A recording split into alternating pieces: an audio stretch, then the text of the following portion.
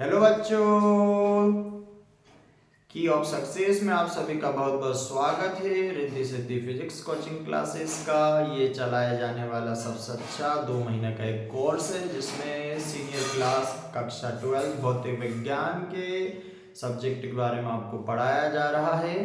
और हम बात कर रहे हैं एक ऐसे टॉपिक की जिसमें जो रीड और एमपी टेट या कोई सा भी स्टेट का एग्जाम हो तो उसमें साइंस वाले सेक्शन में ये वाला टॉपिक आता ही है। किरण से रिलेटेड जो आपका दर्पण और लेंस से है उससे रिलेटेड ये वाला टॉपिक। और कक्षा 10 साइंस में भी ये काफ़ी इंपॉर्टेंट है। और कक्षा 12th में आपका किरण प्रकाशिकी सबसे हाई वेटेज वाला ये वाला चैप्टर है। तो इसका एक वीडियो मैंने अपलोड कर दिया था, ठीक है। जिसने नहीं देखा हो, जिसमें प्रकाश की कुछ प्रॉपर्टीज बताई गई थी, ठीक है। प्रकाश का परावर्तन क्या होता है उससे रिलेटेड कुछ उसके नियम थे, उस पर आधारित कुछ सवाल मैंने आपको उस वीडियो में बताए हैं। जिन्होंने वो वीडियो नहीं देखा है वो जाकर पहले देखें, ठीक है। आज के इस वीडियो में हम बात करेंगे कि जो दर्पण होते हैं वो कितने प्रकार के होते हैं, सही है। और उसमें जो गोलीय दर्पण है आपका वो भी कितने प्रकार के होते हैं। गोलीय दर्पण से रिलेटेड जो जो प्रॉपर्टीज है उसके बारे में हम बात करेंगे। तो आइए उससे पहले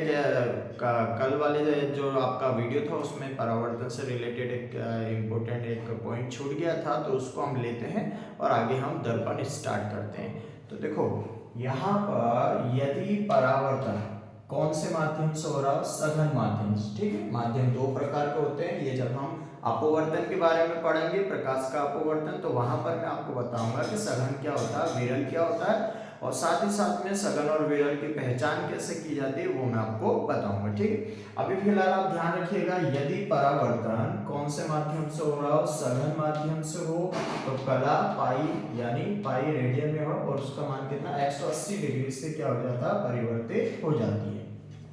यानी यदि परावर्तन सघन माध्यम से हो तो कला पाई से क्या हो जाती है, परिवर्तित हो जाती है। जैसे फॉर एग्जांपल के लिए यहाँ पर हमने एक चित्र बनाया हुआ है। यहाँ पर ये आपकी आपतित किरण है, ये आपकी परावर्तित किरण है, और यह जो माध्यम है ये हमने कौन सा मान लिया, सघन माध्यम मान लिया।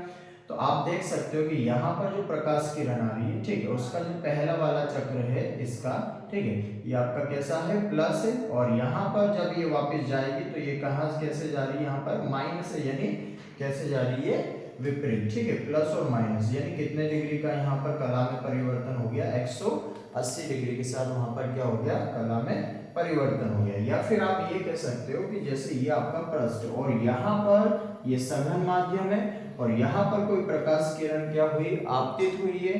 तो आपतित होने के बाद वो वापस से पुनः क्या हो गई, परावर्तित हो गई, ठीक है।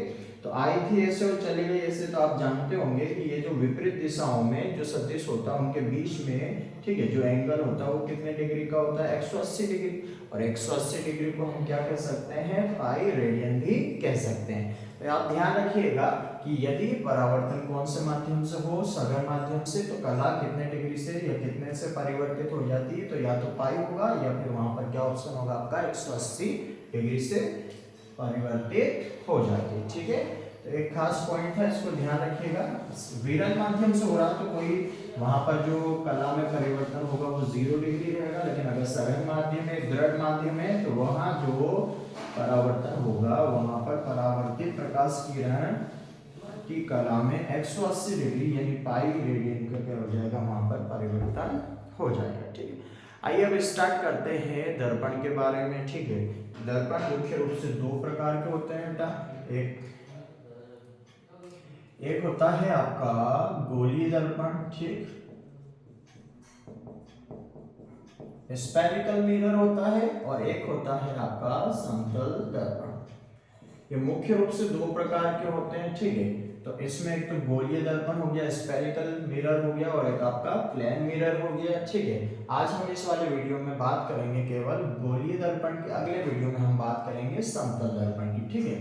तो गोलीय दर्पण क्या होता है, तो गोलीय दर्पण एक खोखला कांच का क्या होता है, गोला होता है, ठीक है। एक खोखला कांच का हमने एक गोला ले लिया और इस गोले पर हमने क्या किया कि एक इस प्रकार से यहाँ से कट लगा दिया, ठीक, और इसको काट कर इस टुकड़े को हमने यहाँ पर रख दिया, यहाँ पर रख दिया, ठीक है। तो यहाँ पर रखने के बाद अगर आप क्या करते हो कि इस कटे हुए गोले के भाग पर बाहर की तरफ अगर आपने क्या कर दी, कलाई कर दी, कलाई का मतलब क्या होता है, पॉलिश कर दिया। ठीक, पॉलिश के लिए कौन से मटेरियल का प्रयोग किया जाता है, रजत या फिर एल्यूमिनियम का प्रयोग किया जाता है। तो अगर आपका खोखला कांच का गोला है, ठीक है, खोखला कांच का गोला, और यहां पर आपने कट लगा के एक भाग यहां पर रख दिया। अगर आपके इस कटे हुए भाग के बाहरी सतह पर आपने पॉलिश कर दी यानी कलाई कर दी, तो ये कलाई युक्त हो गया, कलाई बोले तो वहां पर क्या हो जाएगा, पॉलिश। ठीक है, तो ये पॉलिश वाला पृष्ठ हो गया।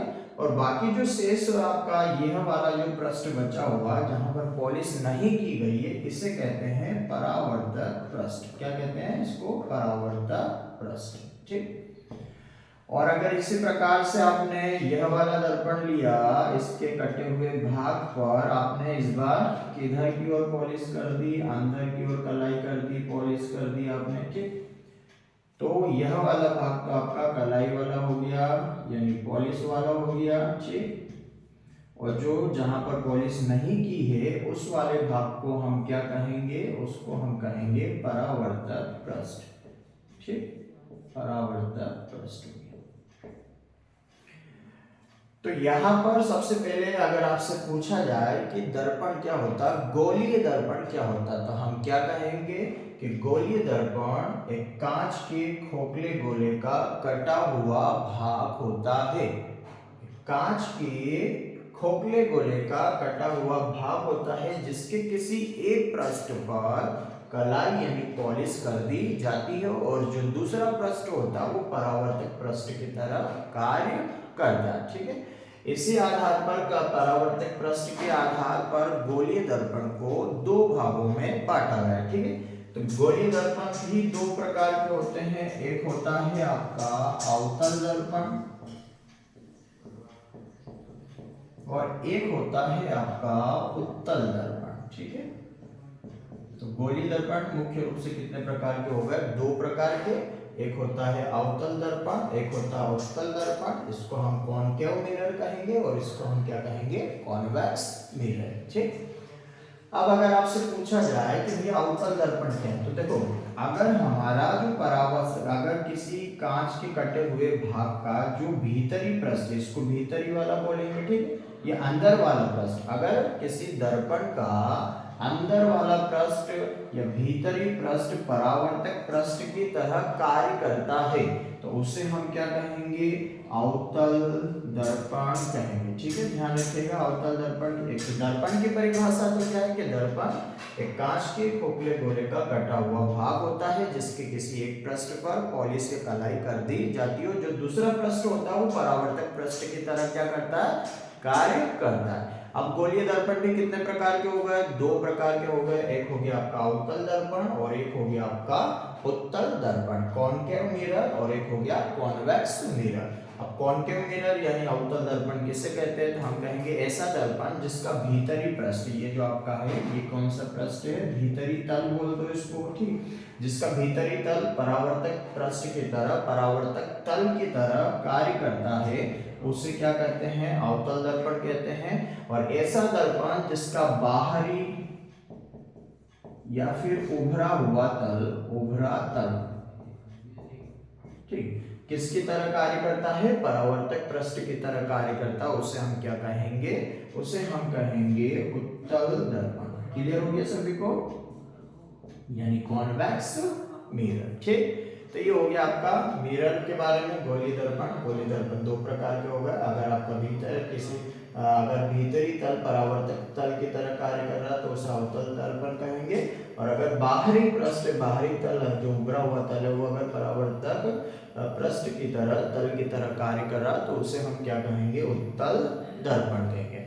अब आपको ध्यान रखना कि जिस भी वस्तु का, जिस भी आप ऑब्जेक्ट का, जिस भी बिंब का प्रतिबिंब प्राप्त करना चाहते हो वो हमेशा कौन से पृष्ठ के सामने रखना चाहिए, तो वो हमेशा परावर्तक पृष्ठ के सामने रखना चाहिए। ठीक है, अगर क्या होगा, अगर हम किसी बिंब को या वस्तु को पॉलिश वाले कलाई वाले पृष्ठ के सामने रख देंगे तो परावर्तन, वहां पर परावर्तन नहीं होगा और परावर्तन नियमित परावर्तन नहीं होगा, ठीक है, तो आपका प्रतिबिंब प्राप्त नहीं होगा। इसलिए अगर पूछा जाए कि बिंब को दर्पण के कौन से पृष्ठ के सामने रखा जाता है, कलाई वाले पृष्ठ के सामने रखा जाता है या परावर्तक पृष्ठ के सामने रखा जाता है, तो बेटा परावर्तन करवाना है तो हमें कहाँ रखना पड़ेगा, परावर्तक पृष्ठ के सामने रखना पड़ेगा, ठीक है। तो ये हो गया आपका गोलीय दर्पण में अवतल दर्पण और उत्तल दर्पण, ठीक। अब हम बात करेंगे दर्पण से रिलेटेड कुछ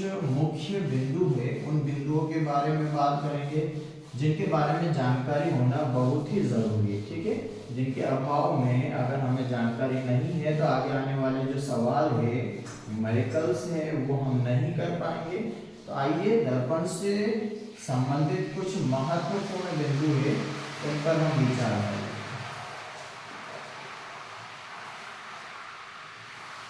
देखो ये हमने लिया एक कांच का कटा हुआ भाग, इस पर हमने कर दी कलाई, ठीक, और चूंकि ये आपका भीतरी पृष्ठ जो है वो परावर्तक तल की तरह है, तो ये आपका कौन सा दर्पण हो गया, अवतल दर्पण, ठीक है। अवतल दर्पण हो या उत्तल दर्पण हो, ये जितने भी बिंदु अभी हम महत्वपूर्ण बिंदु के बारे में जो चर्चा करेंगे वो दोनों ही दर्पणों के लिए लागू होंगे, ठीक है। तो ये है आपका दर्पण, कौन सा, गोलीय दर्पण। गोलीय दर्पण से संबंधित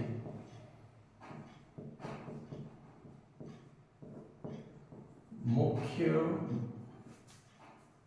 बिंदु, देखो बेटा पहला बिंदु हमने लिया कि ध्रुव किसे कहते हैं। अब ध्रुव क्या होता है वो ध्यान से समझिएगा, ठीक है, कि जो आपका परावर्तक तल है, तो ये जो परावर्तक तल है इसका जो मध्य बिंदु होगा, तो ये हमने मध्य बिंदु ले लिया, इसी मध्य बिंदु को कहा जाता है ध्रुव। तो अगर आपसे कोई पूछे कि ध्रुव किसे कहते हैं तो हम क्या कहेंगे, परावर्तक तल का जो मध्य बिंदु होता है उसे ध्रुव कहते हैं। और ध्रुव को हम काय से दर्शाएंगे, किस चीज से दर्शाएंगे, P से दर्शाएंगे, यानी ये हमारा पोल हो जाएगा, ठीक है। दूसरा जो बिंदु है जो आपको ध्यान रखना है वो है द्वारक, ठीक है, जिसको आप पार्चर कहते हैं, ठीक है। अब द्वारक क्या होता है बेटा, कि जो आपका परावर्तक तल है उस परावर्तक तल का जो व्यास होता है ये वाला, ठीक, जहां से होकर जो प्रकाश किरण है दर्पण पर आपतित होते हैं, तो परावर्तक तल के व्यास को ही क्या कहते हैं, द्वारक कहते हैं। तो द्वारक की परिभाषा ध्यान रखिएगा, परावर्तक तल के व्यास को द्वारक कहते हैं। और यहाँ पर जो आपका A से B है वो AB आपका क्या हो गया, द्वारक हो गया। उसके बाद अगर हम बात करें नंबर तीसरे पे कि फोकस बिंदु क्या होता है, ठीक है बेटा, फोकस बिंदु। तो देखो बेटा ये जो आपका उत्तल अवतल दर्पण है, ठीक है, यहाँ पर हमने कलाई कर दी, ये इसका मध्य बिंदु हो गया परावर्तक का, जिसको हमने पोल यानी ध्रुव कहते हैं, ठीक। अब अगर यहाँ पर ये जो दर्पण है यहाँ पर हमने ये आपका मुख्य अक्ष है, ये क्या होता है ये भी अभी मैं आपको बताऊंगा। अगर दर्पण पर मुख्य अक्ष के समांतर कोई प्रकाश किरण आपतित हो रही और दर्पण भी कौन सा है आपका, अवतल है, ठीक है, तो आप वहां पर ये बोल दीजिएगा कि यदि कोई प्रकाश किरण जो कि मुख्य अक्ष के समांतर अवतल दर्पण पर आपतित होती है और परावर्तन के पश्चात मुख्य अक्ष के जिस बिंदु से होकर गुजरती है उसी बिंदु को कहा जाता है फोकस बिंदु, ठीक है। तो फोकस बिंदु की यानी फोकल पॉइंट की क्या डेफिनेशन रहेगी कि अवतल दर्पण पर मुख्य अक्ष के समांतर आपतित होने वाली प्रकाश किरण परावर्तन के पश्चात मुख्य अक्ष के जिस बिंदु से होकर गुजरती है उसी बिंदु को क्या कहते हैं, फोकस बिंदु कहते हैं, ठीक है। और ये डेफिनेशन किसके लिए है, अवतल दर्पण के लिए। तो अभी आप तो फिलहाल अवतल दर्पण के लिए ही ध्यान रखिएगा, ठीक है। कोई सा भी आए तो अपने को इसके लिए परिभाषा बोल देनी है। और फोकस बिंदु को हम किससे दर्शाएंगे, कैपिटल F से। तो ये हो गया आपका कैपिटल F, ये द्वारक हो गया AB, ये ध्रुव हो गया। अब बात करेंगे चौथे नंबर पर कि वक्रता केंद्र क्या होता है। वक्रता केंद्र तो देखो बेटा, अभी स्टार्टिंग में ही मैंने आपको बताया कि जो दर्पण होता है वह दर्पण एक खोखले गोले का कटा हुआ भाग होता है। अब चूंकि यह जो दर्पण है यह किसी खोखले गोले का कटा हुआ भाग है, तो उस गोले का, खोखले गोले का कुछ न कुछ तो केंद्र होगा कहीं ना कहीं पे। तो उस खोखले गोले का जो केंद्र होगा उसी को इस दर्पण का क्या कहेंगे हम, वक्रता केंद्र कहेंगे। अब अगर आपसे पूछा जाए कि भैया वक्रता केंद्र किसे कहते हैं, तो परिभाषा में हम क्या कहेंगे कि दर्पण जिस खोखले गोले का कटा हुआ भाग होता है उस गोले के केंद्र को ही उस दर्पण का वक्रता केंद्र कहते हैं, और इसको हम काय से दर्शाते हैं, सी से दर्शाते हैं। ठीक है, तो ये आपका वक्रता केंद्र यानी यहाँ पर हो जाएगा आपका कैपिटल सी। अब बात करेंगे अगले पॉइंट में हम नंबर 5 पे, मुख्य अक्ष क्या होता है। तो बेटा मुख्य अक्ष क्या होता है वो आप ध्यान से समझिएगा। ठीक, मुख्य अक्ष क्या होता है कि ध्रुव और वक्रता केंद्र को मिलाने वाली जो अक्ष होती है, तो ये तो आपका ध्रुव हो गया और ये वक्रता केंद्र हो गया, और इसको मिलाने वाली यह जो अक्ष है इसी को हम क्या कहेंगे, मुख्य अक्ष कहेंगे। ठीक, इसके बाद जो अगला पॉइंट है आपका 6 नंबर का, वो आपको ध्यान रखना है। एक होता है फोकस तल। क्या होता है, फोकस तल। तो एक ऐसा तल होता है जो मुख्य अक्ष के लंबवत होता है। तो देखो ये हमने मुख्य अक्ष के लंबवत ये एक तल बना दिया ये। ठीक है, जो मुख्य अक्ष के क्या है, लंबवत है, और चूंकि फोकस तल है तो ये कहां से होकर गुजर रहा है, आपका फोकस बिंदु से। तो फोकस तल किसे कहते हैं, तो एक ऐसा तल जो मुख्य अक्ष के तो लंबवत होता है और फोकस से होकर गुजरता है उसे कहते हैं फोकस तल। मान लो इसको मैंने x नाम दे दिया और इसको मैंने x डैश नाम दे दिया, तो जो आपका x और यहाँ पर f और ये आपका x डैश, ये आपका क्या हो जाएगा, फोकस तल हो जाएगा। तो ऐसा तल जो मुख्य अक्ष के क्या हो, लंबवत हो और कहां से होकर गुजरता हो, फोकस बिंदु से होकर गुजरता, उसे कहते हैं फोकस तल। ठीक है, इसके बाद अगला ध्यान रखिएगा इसमें आप, एक आएगा आपका फोकस दूरी किसे कहते हैं। ठीक है, तो फोकस दूरी का क्या रहेगा कि जो आपका ध्रुव है, दर्पण का ध्रुव और फोकस बिंदु, इसके बीच की जो दूरी होती है उसी को हम फोकस दूरी कहते हैं, और इसको हम काय से दर्शाएंगे, स्मॉल एफ से। तो ध्यान रखिएगा, फोकस बिंदु को तो कैपिटल एफ से दर्शाएंगे, लेकिन जो फोकल लेंथ होता है उसको हम काय से दर्शाएंगे, स्मॉल एफ से। ठीक, इसके बाद आता है वक्रता त्रिज्या, रेडियस ऑफ कर्वेचर, वक्रता त्रिज्या।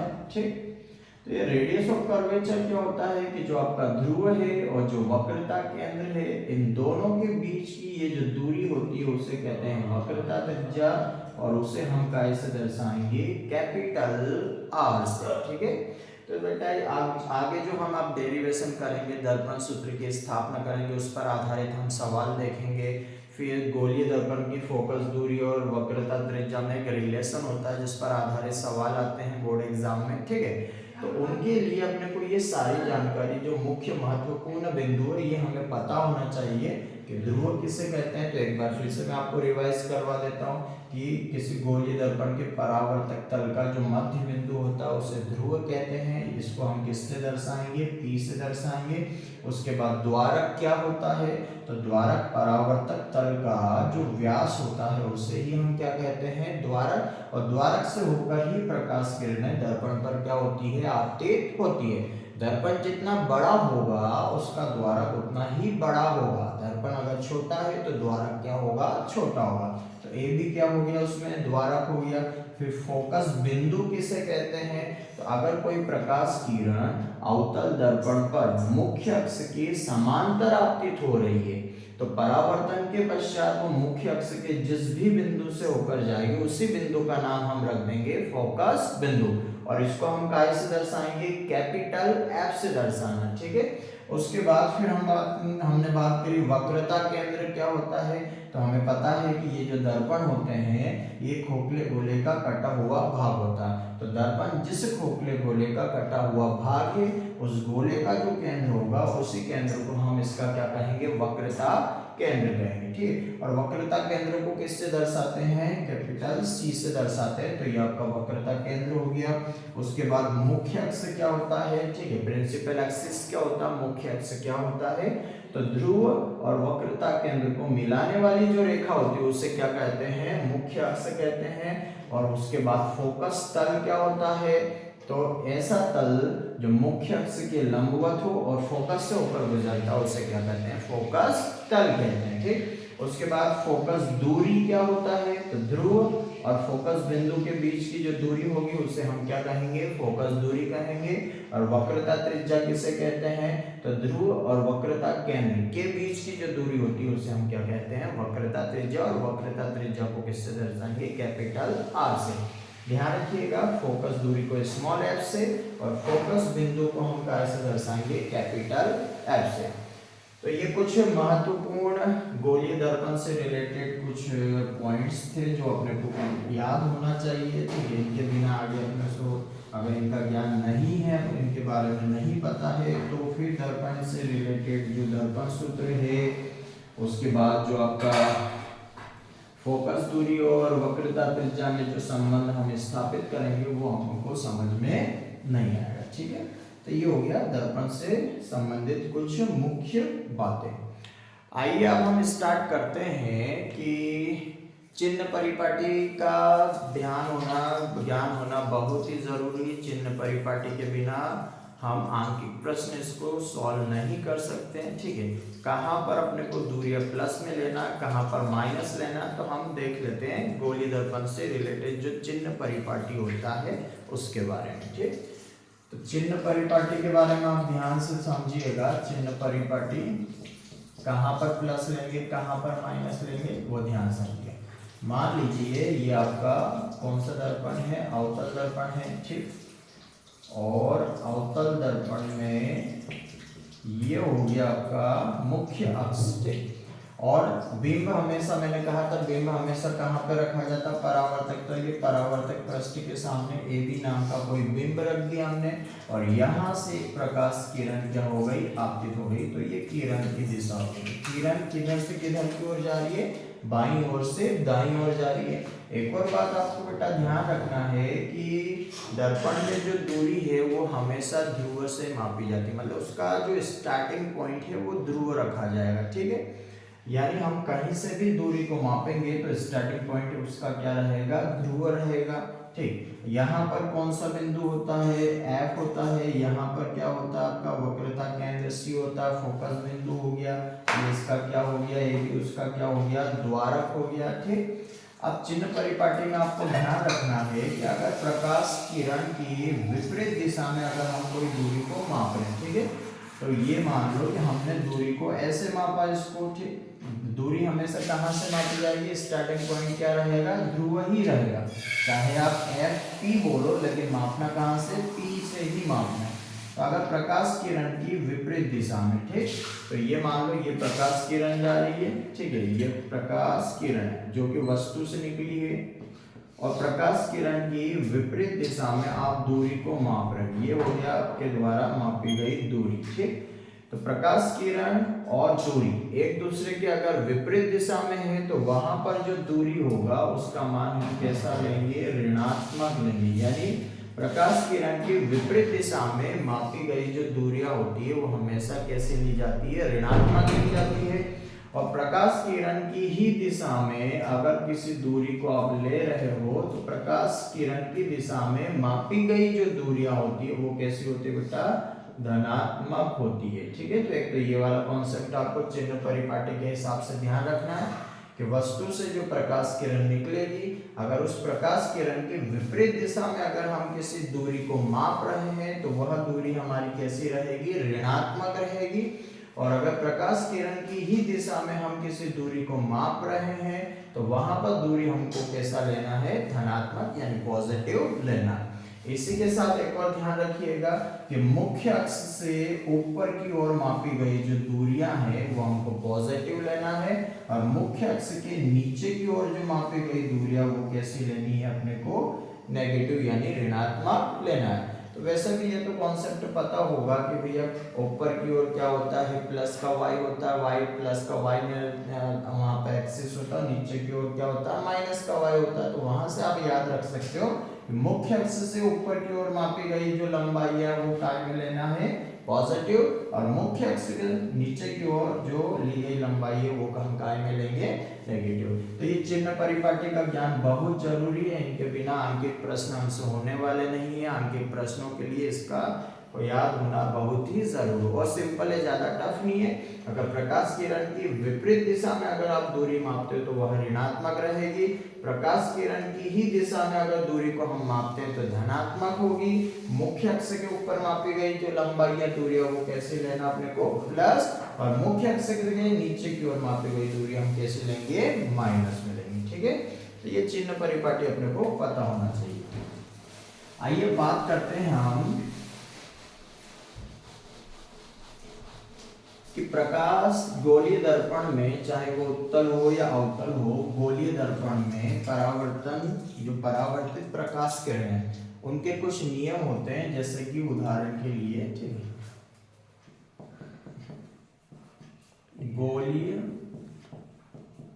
दर्पण से परावर्तन के नियम। अगर कोई सा गोलीय दर्पण है, ठीक है, तो वहां से परावर्तित प्रकाश किरणें किधर की ओर जाएगी, ठीक है, परावर्तित होकर किधर की ओर जाएगी, कहाँ जाएगी, उसके कुछ नियम है, वो नियम आपको याद होना चाहिए। जैसे नंबर 1, ठीक है, ये हमने लिया आपका कौन सा दर्पण हो गया, ये आपका अवतल दर्पण हो गया। ठीक, अब अवतल दर्पण हो गया और एक ये हो गया आपका अंदर की ओर उत्तल दर्पण। ठीक, अंदर की ओर पॉलिश करके उत्तल दर्पण। यहाँ पर आपने जो बीम है हमेशा परावर्तक पृष्ठ के सामने, इसके लिए परा गई आपका कौन सा हो गया, उत्तल दर्पण हो गया। बीम का हमेशा कौन से पृष्ठ के सामने रखना पड़ता है, परावर्तक पृष्ठ के सामने रखना पड़ता है। अब यहाँ से एक प्रकाश किरण हमने आपतित करी, ठीक, तो अगर अवतल दर्पण में कोई प्रकाश किरण मुख्य अक्ष के समांतर आपतित होती है तो यह नियम है कि वह हमेशा कहां से होकर जाएगी, उसके फोकस बिंदु से होकर जाती है। ठीक है, और अगर यही प्रकाश किरण उत्तल दर्पण पर आपतित हुई है तो यहां से तो इसका क्या हो जाएगा बेटा, परावर्तन हो जाएगा। लेकिन इसी प्रकाश किरण को अगर हम किधर की ओर बढ़ाएं, पीछे की ओर बढ़ाएं, तो ये पीछे की ओर बढ़ाने पर यह जिस बिंदु से आती हुई प्रतीत होगी वह बिंदु आपका क्या होगा, फोकस बिंदु। तो अवतल दर्पण में क्या नियम है कि अगर मुख्य अक्ष के समांतर कोई प्रकाश किरण आपतित हो रही है तो आपको याद होना चाहिए कि परावर्तन के बाद वो कहां से होकर जाएगी, फोकस बिंदु से होकर जाएगी। और अगर दर्पण आपका कैसा है, उत्तल दर्पण है, और मुख्य अक्ष के समांतर अगर आपने कोई प्रकाश किरण आपतित कर दी है तो परावर्तन के पश्चात वो कहां से आती हुई, ठीक है, यहाँ पर जाती हुई और इस वाले में आती हुई, तो वो परावर्तन के पश्चात फोकस बिंदु से आती हुई क्या होती है, प्रतीत होती है। ठीक है, दूसरा नियम आपको ध्यान रखना है कि अगर अवतल दर्पण में कोई प्रकाश किरण फोकस से होकर दर्पण पर क्या हो रही है, आपतित हो रही है, देखो यहाँ पर फोकस बिंदु और फोकस से होकर क्या हो रही है, आपतित हो रही है, तो परावर्तन के पश्चात वह मुख्य अक्ष के क्या हो जाएगी, समांतर हो जाती है। यानी इसका जस्ट अपोजिट, ये मुख्य अक्ष के समांतर है, कहां से होकर जा रही है, फोकस से, और अगर फोकस से होकर आपने आपतित करी है तो वो मुख्य अक्ष के क्या हो जाएगी, समांतर हो जाएगी। तो ये दोनों तो एक दूसरे से रिलेटेड हो जाएंगे। ठीक, इसी प्रकार से तीसरा नियम आपको ध्यान रखना है कि अगर कोई प्रकाश किरण वक्रता केंद्र से होकर दर्पण पर आपतित हो रही है, कहां से होकर, वक्रता केंद्र से होकर आपतित हो रही है, तो परावर्तन के पश्चात वह पुनः उसी माध्यम से, उसी मार्ग से वापस वक्रता केंद्र से होते हुए वापस क्या हो जाएगी, लौट जाएगी, चाहे वो आपका उत्तल दर्पण हो चाहे उत्तल दर्पण हो। ठीक है, तो अगर कोई प्रकाश किरण वक्रता केंद्र से होकर जा रही है तो पुनः उसी वक्रता केंद्र से होकर लौट जाएगी। और अगला नियम आपको ध्यान रखना है कि अगर कोई प्रकाश किरण मुख्य अक्ष के साथ थीटा कोण बनाते हुए क्या हो रही है, आपतित हो रही है, तो वो थीटा कोण बनाते हुए ही वहां से क्या हो जाएगी, परावर्तित हो जाएगी। थीटा कोण किसके साथ बन रहा है, ये आपको ध्यान रखना है किसके साथ बन रहा, मुख्य अक्ष के साथ। यानी अगर मुख्य अक्ष के साथ कोई प्रकाश किरण 30 डिग्री के साथ आपतित हुई है तो वो परावर्तित जो प्रकाश किरण वो भी कितने डिग्री का कोण बनाते हुए जाएगी, आपका 30 डिग्री का कोण बनाते हुए ही वहां से क्या होगी, परावर्तित होगी। तो देखो आगे हम जब वीडियो में जब किरण चित्र बनाएंगे, ठीक है, और किरण चित्र बनाएंगे तो उसमें ये नियम अपने को प्रयोग करने पड़ेंगे, ठीक। तो वहां पर अगर ध्यान रखिएगा कि मुख्य अक्ष के समांतर है तो परावर्तित प्रकाश किरण कहाँ से होकर जाएगी, फोकस से। हो सकता है आपके रीट में एमपी टेट में ये वाला क्वेश्चन पूछ लिया जाए कि अवतल दर्पण पर अगर कोई प्रकाश किरण मुख्य अक्ष के समांतर आपतित हो रही है तो बताइए वो कहाँ से होकर जाएगी, फोकस से होकर जाएगी, वक्रता केंद्र से होकर जाएगी, एफ और सी के मध्य से होकर जाएगी, या फिर वो उसी मार्ग से वापस लौट जाएगी। तो ऐसे जब क्वेश्चन आएंगे तो इनमें से भी कई सारे क्वेश्चन आ सकते हैं, तो आपको ध्यान रखना, ठीक है, कि अगर मुख्य अक्ष के समांतर आपतित हो रही है तो फोकस से होकर जाएगी, और अगर फोकस से होकर जा रही है तो परावर्तन के पश्चात वो क्या हो जाएगी, मुख्य अक्ष के समांतर। अगर कोई प्रकाश किरण वक्रता केंद्र से होकर आपतित हो रही है तो पुनः वक्रता केंद्र से होकर चली जाएगी, और अगर कोई प्रकाश किरण मुख्य अक्ष से थीटा कोण बनाते हुए आपतित हो रही है तो वह पुनः थीटा कोण बनाते हुए ही क्या हो जाएगी, परावर्तित हो जाएगी। जैसे क्वेश्चन पूछ लिया आपसे, ठीक, कि एक प्रकाश किरण मुख्य अक्ष से 45 डिग्री का कोण बनाते हुए आपतित हो रही है, बताइए यह कोण कितना होगा, तो यह कोण भी आपका कितना होगा, 45 डिग्री ही होगा, ठीक है। तो ये गोलीय दर्पण से परावर्तन के कुछ नियम थे, ठीक है, जो मैंने आपको बता दिए। अब कल हम बात करेंगे कि गोलीय दर्पण के अवतल दर्पण के सामने अगर आपका जो बिंब है वो अगर अनंत पे रखा हुआ है तो कहाँ पर इसका प्रतिबिंब बनेगा। यानी कल हम बात करेंगे कि गोलीय दर्पण में अवतल दर्पण से बनने वाले प्रतिबिंब की स्थिति कहाँ पर होगी, ठीक है, उसका प्रतिबिंब कहाँ बनेगा, कैसा बनेगा, आकृति क्या होगी, उसका आवर्धन क्या होगा, ये सारे के सारे बातें हम अगले नेक्स्ट वीडियो में देखेंगे। तो आपके पास जानकारी वीडियो की आती रहे उसके लिए आप सब्सक्राइब करिएगा, ठीक है, बेल आइकन को दबा दीजिएगा ताकि आपको टाइम पे वीडियो की जानकारी मिलती रहे, और जुड़े रहिए हमारे साथ, और यकीन मानिए जो मैं पढ़ाऊंगा उसमें से ही आएगा, ठीक है। अब अपने दोस्त लोगों को भी शेयर कीजिएगा और अधिक से अधिक शेयर करके मेरे चैनल को सब्सक्राइब करिएगा। सभी को राधे राधे।